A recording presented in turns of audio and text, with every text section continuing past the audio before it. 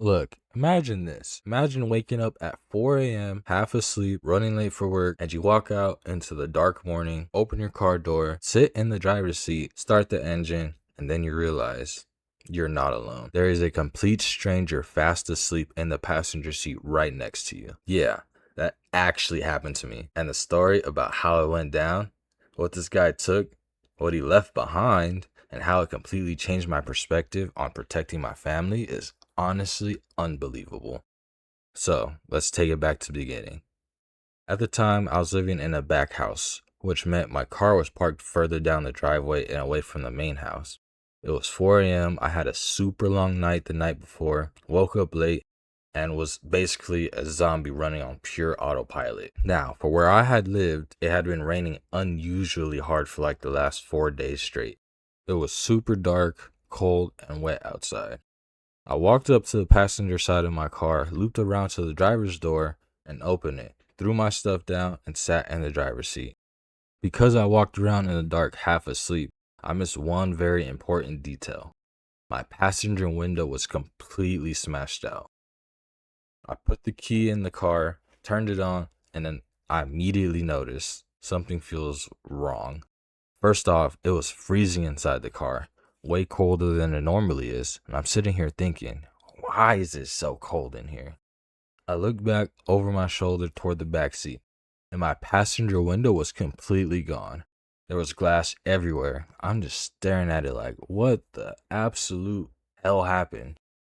Then I look at the back seat again, and I notice my daughter's car seat, which I had pre-installed because my girlfriend was pregnant at the time, was totally ripped out of the seat. Bent around, destroyed. It looked completely broken. Now, my brain is still trying to process this at 4 a.m. I look over towards the passenger side, and I notice my passenger seat is leaned all the way back. And in my head, I'm just thinking like, that's incorrect. I didn't leave my seat like that. And that's what it hit me. Not a sound, not a movement, a smell. Now, this foul, indescribable smell hit my nostrils out of nowhere. If I had to describe it, the closest thing I can think of is like it's like a mixture of blue cheese and pure unadulterated hatred. Like it was terrible, my least favorite things. And I was like, oh my God. And then I slowly, and I mean like slowly, planned my head from the headrest of the passenger seat to the front part of the seat, and sitting right next to me, fast asleep, completely knocked out, is a homeless guy. Bro, the shock that went through my body, I've never felt anything like this before. My heart dropped straight to my ass. Not even just my heart, my lungs, my stomach, my intestines, my liver. I left it all on the driver's seat because I bolted out of the car, looped around to the passenger seat, yanked the homeless dude out of the car. Now, I don't even know if he was on substances or just completely out of it, but I literally had to drag his entire body out of the car before he even noticed something was happening, before he even woke up. He didn't even scream. He didn't say a single word to me. He just hit the ground, boom, scrambled up, and tried to take off. All right, I say take off, but he had like this terrible limp. So he was doing this weird, awkward limp jog down the street. And for some reason, seeing him try to limp run away from me set off something in my brain. Now, I didn't even run. I just started like walking at a brisk medium pace, like you looking at the birds. Walked up to him, boom, kicked his right leg into his left, made him trip onto the floor.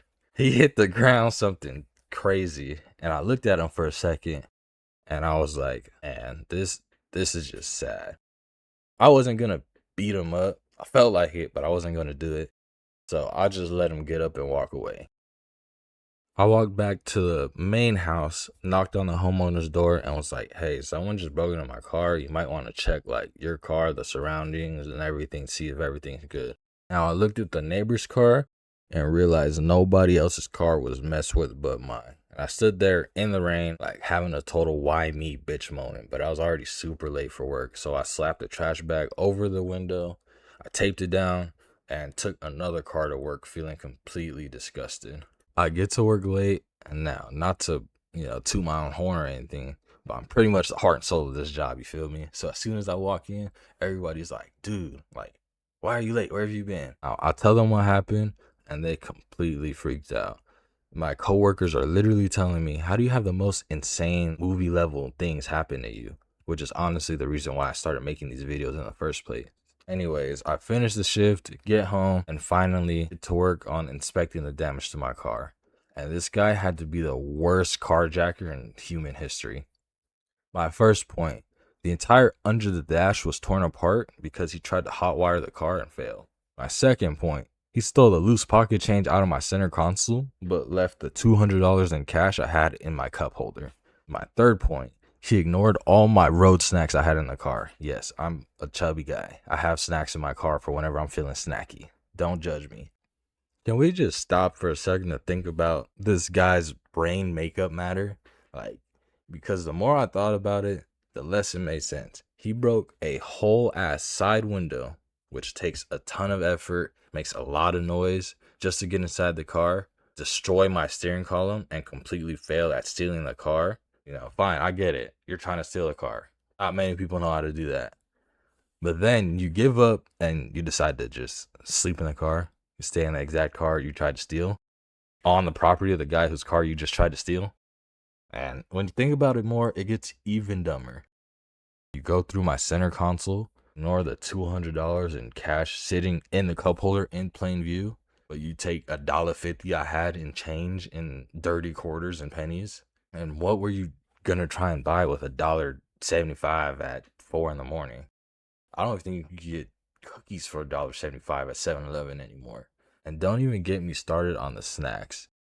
I'm a firm believer in road snacks. If you look in my car on any given day, you're gonna find chips, some candies, beef jerky, Twinkies, whatever you got, whatever you can get your hands on when you put in the gas in the car. And this guy was sleeping in my passenger seat, freezing cold because he just broke out the window, probably hungry, and sitting next to snacks, he decided to not eat one.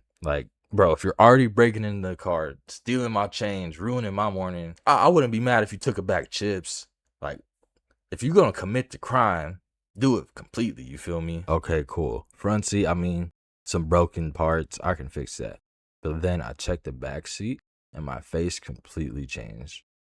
Remember how I said my unborn daughter's car seat was in the back, ripped out of the seat? I started examining it, pulling it apart to clean it, and right inside where the baby would sit, I found an open needle. When I saw that, I completely lost my shit. As a first-time father preparing for your baby, you already feel like you have no idea what you're doing, and you're trying to do everything right at the same time. Seeing a needle in a car seat triggered something deep inside me. Now, after this, I treated the car like a fucking biohazard scene. I didn't even want to touch it. That day changed a lot for me. When you become a dad, your primary instinct is to protect your family. And after finding that needle in the car, I'm not gonna lie, I started doing some heavy research into the good old Second Amendment, American freedom, if you know what I mean. Because I vowed right then and there that nobody was ever gonna put my family in danger again. Moral of the story, always double check your car before you go inside of it. Lock your doors, and if your car smells like blue cheese and hatred at 4 a.m., don't put it in drive. Now, if you guys enjoyed this story, hit that like button, drop a comment, let me know the craziest thing that's ever happened to you, and subscribe for more stories. I'm gone.